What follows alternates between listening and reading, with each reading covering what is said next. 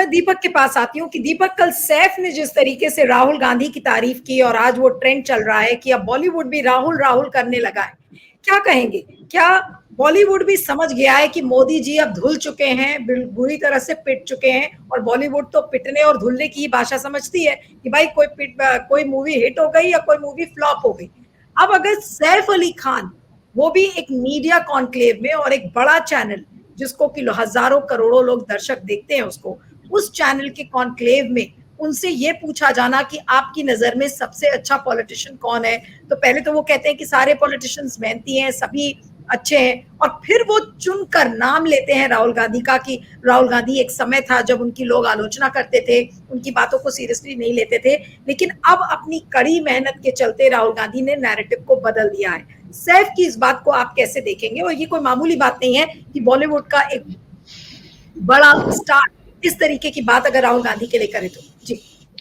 क्या मेरी आवाज आ पा रही है? जी जी जी, बोलिए बोलिए। हाँ, मुझे लग रहा था आवाज नहीं आएगी, लेकिन देखिए, सैफ का कहना ये बात सही बात है कि ये अब साहस की बात है। 2013 के दौरान मुझे याद है कि बहुत सारे एकदम से जो फिल्मी एक्टर, जो प्लेयर, जो सेलिब्रिटी दुनिया की तमाम चीजों से मतलब नहीं रखते हैं, अपनी बेईमानियों और अपने कंफर्ट जोन में कैद रहते हैं, वो अचानक नेशनल इश्यूज पे राय रखने लगे थे।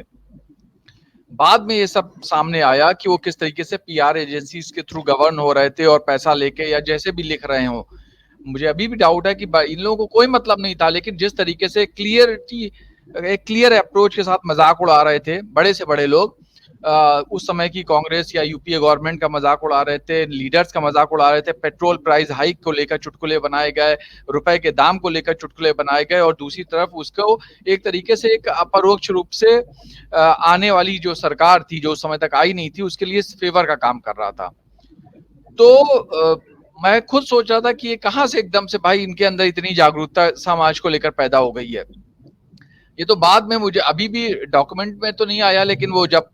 वो कंपनी का घोटाला और ये सब किताबें आई तो पता चल गया कि वो कहीं ना कहीं से मैनेज किया जा रहा था। वो एडवर्टाइजमेंट का एक हिस्सा था कि उनसे ट्वीट कराए जा रहे थे और उसको लेकर वायरल किया जा रहा था कि जैसे पूरा देश खिलाफ है। वो बोलना, उसके बाद ताकत में आने के बाद, उस समय तो इनको लगा होगा कि भाई हमें पैसा मिला है, हम किसी के लिए भी बोल देते हैं, कुछ भी कर सकते हैं, लेकिन उसके बाद जो सरकार आई है उसने जिस तरह कंट्रोल किया, जिसने दमन किया, उसके बाद ये चाह कर भी नहीं बोल पा रहे थे। उसके बाद पैसा तो दूर, अगर कोई पैसा भी दे दे तो भी ये इस सरकार के खिलाफ बोलने की हिम्मत नहीं जुटा पाते। बहुत सारे लोग नहीं जुटा पा रहे थे। जिस तरीके का दमन हुआ है मुझसे, तो रोज आप बड़े लोगों की बात तो छोड़ दीजिए, सामान्य अधिकारी, सामान्य लोग, पार्क में टहलने वाले लोग कहते रहते हैं कि ये मत बोलो, ज्यादा डिबेट में ना बैठो, ये ना करो, वो ना करो। ऐसा लगता है कि वो हमारे वेलविशर हैं। ये बहुत कॉमन हो चुका है। मतलब हमारे रोज 20 हितैषी मिलते हैं आपको ये समझाने के लिए कि ये माहौल ठीक नहीं है, अभी थोड़ा शांत रहो। शांत, ये माहौल बदले कैसे इसके बारे में कोई फार्मूला नहीं है, पर उनको ये कि जब बदल जाए तब करना। ये डर जो आम आदमियों के अंदर आया है, तो सैफ जैसे लोग, पहली बात तो एक माइनॉरिटी क्लास को बिलोंग करते हैं, फिर उसने उसकी पर्सनल लाइफ जिस तरीके से रही है, फिर इंटरफेथ मैरिज जिस तरीके से करी है, सेकंड मैरिज करी है, उसके पिता ने भी यही मैरिज करी थी, तो उसके लिए तो एक अतिरिक्त साहस की जरूरत पड़ती है। लेकिन अगर वो साहस सैफ के अंदर आया तो सैफ के अंदर पहले नहीं आया, उसके पहले ये साहस स्मृति ईरानी ने पैदा कर दिया है, या वो तमाम लोग पैदा करते जा रहे हैं जो कहीं ना कहीं गिरफ्त में थे और छूट रहे हैं, या वो लोग भी पैदा कर रहे हैं जिन्होंने इस पॉलिटिकल लड़ाई में इतना लड़ा है कि वो उजाला जैसे पौ फटती है ना, वो दिखाई देने लगी है। अगर मोदी साहब पूर्ण बहुमत में आए होते तो शायद सैफ, शाहरुख, आमिर या बहुत सारे, ये लोग तो चलिए एक कम्युनिटी के आप मान सकते हैं, जो बहुत सारे प्रोग्रेसिव लोग हैं वो नहीं बोल पाते हैं, वो मन में रखे हुए हैं। बहुत सारे लोग हैं, क्योंकि मुंबई के अंदर एक सेकुलर ट्रेडिशन रहा है। मैं ये नहीं कह रहा हूं कि बहुत हाईली पॉलिटिकल रहा है, लेकिन वो मुंबई फिल्म इंडस्ट्री जहां पर इंटरफेथ मैरिजेस बहुत आम रही हैं, जहां पे इंटरकास्ट मैरिजेस बहुत आम रही हैं, जहां पर राज कपूर एक सोशलिस्ट धारा से आए, जहां पृथ्वीराज कपूर एक सोशलिस्ट मूवमेंट से आए, जहां पे ख्वाजा अहमद अब्बास हसिया हथौड़े का सिंबल लेकर आए, जहां पर महबूब एक पूरी प्रोग्रेसिव उसके लेकर आए, जो पूरी एके हंगल से लेकर पूरी एक कल्चर वो रही है।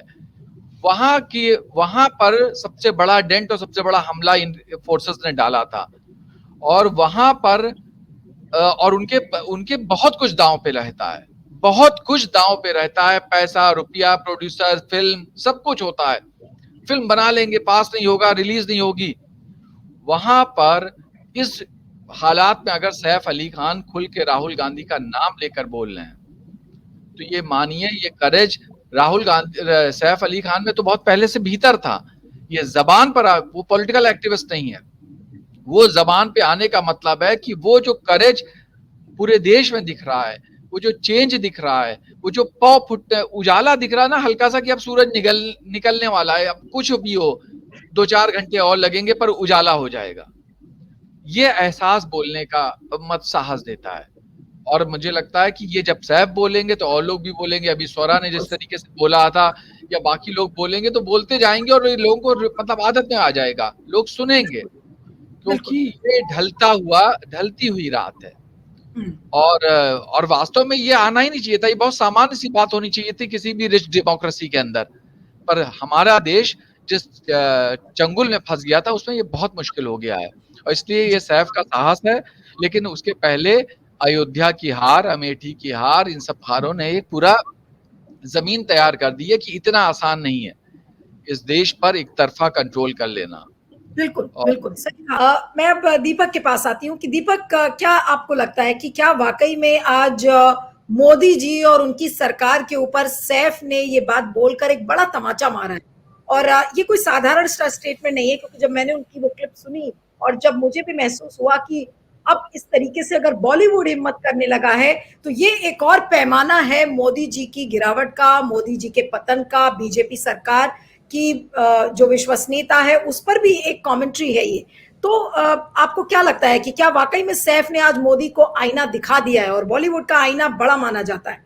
देखिए, मोदी जी का पतन है कि नहीं, पर ये डेमोक्रेसी के वापस लौटने का, या डेमोक्रेसी के मतलब मजबूत होने का एक लक्षण जरूर है कि एक इंसान अपनी बात रख सकता है। आप देखिए ना कि उन्होंने मोदी की आलोचना नहीं करी है, पर इस देश में अगर मोदी के खिलाफ जो है उसकी तारीफ कर दी जाए तो भी हम डिबेट पे बैठ रहे हैं। ये आसान माहौल नहीं है। तो मतलब हम आज से 10 साल पहले हमारे जो वरिष्ठ लोग बैठे हैं, वो इस बात से हंस सकते थे कि इस पे हम बातचीत करेंगे, लेकिन हम नहीं कर सकते थे, क्योंकि देश मतलब पॉलिटिशियन इन बातों पे ध्यान नहीं दे सकते थे, या जो मेन स्ट्रीम के अंदर दुनिया को देख रहे होते, वो कहते अब हम इन सब चीजों पे बात करेंगे। लेकिन हालात जिस तरह से बन गए थे, उसमें किसी इंसान का किसी की तारीफ कर देना एक साहस की बात आने लगे। ईमानदारी एक साहस का मतलब हो जाए, साफगोई एक साहस का मसला हो जाए, तो इसका मतलब देश के लोकतांत्रिक चरित्र के बारे में हम सबकी राय बिल्कुल साफ हो जानी चाहिए। ये और इसमें मैं जरूर ये कहूंगा कि सैफ का बोलना, राज बब्बर के बोलने, या राज बब्बर को छोड़ दीजिए, किसी और एक्टर जो है, ऋतिक रोशन है, या मान लीजिए उनकी कम्युनिटी के बोलने से थोड़ा सा अलग है। और सैफ को मुझे लगता है कि अब ये ट्रोलर्स के पास कोई नया नहीं बचा है, कि वो ऑलरेडी उनके बच्चे और वो सब बहुत पहले तिमोर और ये सब पूरा हो चुका है। मुझे लगता है कि ये बदलाव की आहट हम लोग देख रहे थे, और इसका सबसे बड़ा प्रमाण है, फिल्मी सितारों पे तो ट्रोलर्स बोलते हैं, कोई खास बात नहीं है, लेकिन अंबानी की शादी में उन कलाकारों को बाकायदा स्पेशल इनवाइट देना, और वो कलाकारों का हिट होना बार बार उनको, जिन्होंने किसान मूवमेंट में खुल के बोला है, ये मुझे बहुत चौंकाने वाली बात लगी थी कि उनपे मतलब पॉलिटिकल अटैक हुए थे दिलजीत वगैरह पे इस तरीके से, और उनको, और जो प्रो मोदी लॉबी थी उसको इग्नोर कर देना, ये एक बहुत बड़ा चौंकाने वाला। देखिए, शाहरुख खान अपने आप में बहुत, एक तो बीइंग मुस्लिम, उसके बाद उसके बेटे का जो पूरा केस हुआ था, स्कैंडल, उसके बाद शाहरुख खान को जिस तरीके से सेलिब्रेट किया गया उस शादी में, दिलजीत को लिए तो दीवानापन था बिल्कुल, जिसने किसान आंदोलन में कंगना रनावत से सीधा मोर्चा लिया था और इन सबको बिल्कुल धज्जियां उड़ाई थी, और वहां पे ये लोग सीन से गायब दिखे। तो जिस अडानी अंबानी को हम एक शब्द युग्म में बोलते हैं, हमें ये निगाह रखनी पड़ेगी कि मुझे लगता है कि उसने आप जनता क्या देखेगी, जनता तो 24 घंटे अंबानी की शादी देख रही है और अंबानी के चैनल दिखा भी रहे हैं उस शादी को। तो एक मैसेजिंग जाती है कि जिनको आप बदनाम देख रहे थे, जिनको देशद्रोही कह रहे थे, जिनको आप गद्दार कह रहे थे, वो हमारे लिए बिल्कुल एक्सेप्टेड है। और इस नाते ये मैसेजिंग बहुत साफ होने चली जाती कि एक बैलेंस की लाइन बनानी शुरू कर दी है। खासतौर पे अडानी खेमे को तो इतना स्पेस नहीं मिला है, क्योंकि अडानी ने जिस तरीके से एक तरफा वो किया, उसके बाद दूसरा भी कोई क्यों स्पेस देगा। अडानी चाहते भी है, छत्तीसगढ़ में और महाराष्ट्र में ये कोशिशें हुई, ऐसा नहीं अडानी की मुलाकातें नहीं है, लेकिन अंबानी ने जिस तरीके से वो करा, और अंबानी का तो शुरुआत में एक प्रो कांग्रेस वो रहा भी है। तो मुझे लगता है कि ये सारी चीजें वहां से, इन सब सिनेरियो को अगर हम देखते हैं तो ये है कि अब मोदी 2018-19 वाले मोदी नहीं है, अब ये 2014 वाले मोदी नहीं है, अब ये 2024 वाले मोदी हैं, जिनको अब जाना है,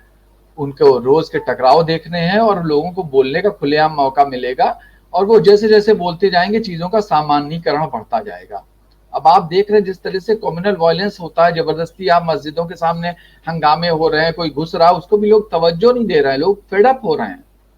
लोग ऊब रहे हैं। बिल्कुल। और उसके अलावा इस एकमात्र लुम्पेनिज्म और गुंडाइज्म के अलावा इनके पास कोई और ऑप्शन नहीं है। जो कुछ है वो यही है, और इससे भी अगर ऊब गए लोग तो क्या होगा, तो कैसे चलेगा मसला। तो मुझे लगता है कि ये साहस जो है आपने आज देखिए, आप सैफ के बोलने से पहले आप गौर करिए कि सोरा भी फिल्में करती है। अभी मुलाकात हुई थी हमारी,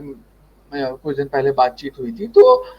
उसने कहा था कि फिल्मों, हालांकि उसके बेबी हुआ, लेकिन उसकी फिल्में मिलने वगैरह पे असर होता है, पर जितने बोल्डली उसने उस मीटिंग में बोला और उसको वायरल किया गया, उसके बाद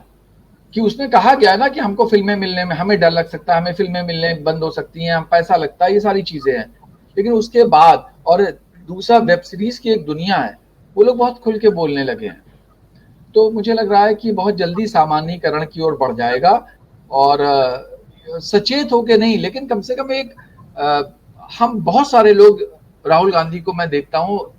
कांग्रेस की नहीं, टोटलिटी में कांग्रेस की नहीं कर रहे होंगे। आज ही किसी कांग्रेस लीडर का वायरल हो रहा है कि जिसने दीनदयाल उपाध्याय को शत शत नमन करते हुए डाला है, तो लोग, है ना, तो कांग्रेस को तो लोग कह रहे हैं ये क्या चीज है, समझ में नहीं आती है। लेकिन राहुल गांधी को इंडिविजुअली जिस तरीके का प्रेस, जिस तरह के फॉलोअर्स, जिस तरह का प्रशंसा मिल रही है, वो नेचुरली लोग करेंगे, और विरोधी भी करेंगे, मोदी के मंत्री करेंगे। अभी आप देखिएगा कुछ दिनों में गडकरी या बाकी वरिष्ठ मंत्रियों के स्टेटमेंट आएंगे,